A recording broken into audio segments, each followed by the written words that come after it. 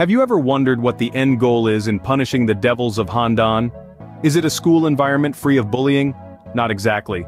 That expectation is too low.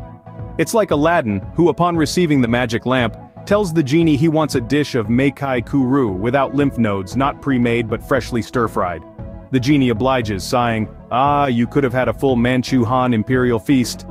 At this point you might say, "I get it. We've sacrificed an angel in the Handan incident, so what should we ask for?" My answer is we should ask for a loving, expanded family. Our new school should feel like home, an unreasonable place. Unreasonable, you might ask? Yes, a place where love is the language. We should treat our classmates and teachers as we would treat our beloved Siberian husky at home, with love and care. When you can extend this love to all of humanity, when you see everyone as your beloved pet, you become a sage. As Lao Tzu said, "Heaven and earth are unkind. They regard all things as straw dogs. The sage is unkind. He regards the people as straw dogs." You join the ranks of China's 2.5 sages, alongside Confucius, Wang Yangming, and Zheng Guofan. If you do well, you might even surpass Zheng Guofan, who was a slow learner in his youth and couldn't memorize texts, as well as thieves. In his old age, he even built a chokejai. Isn't that troublemaking? So, he only counts as half a sage. You have the potential to become the third.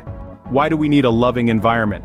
Because in the AI era, we're already losing to AlphaGo in the game of Go.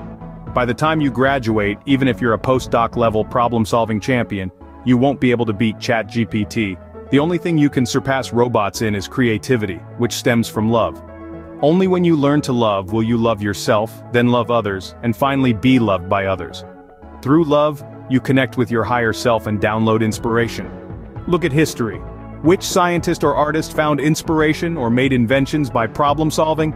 None. They all connected to their higher selves in a loving environment and downloaded their ideas. Hence the saying, literature is born of heaven, and the ingenious hand happens upon it. So learn to love, because love is the Tao. It may be difficult at first because we've strayed from the Tao for thousands of years. Lao Tzu said, lose the Tao, then virtue, lose virtue, then benevolence. Lose benevolence, then righteousness, lose righteousness, then propriety. Now we've even lost propriety, leaving only laws. So it's a long road ahead, but we must climb the vine. The journey of 1,000 miles begins with the first step. Ready, set, go. Our journey towards embracing love as the Tao has been a long one, but not without its rewards. Our efforts in creating a loving, expanded family within our schools have not gone unnoticed.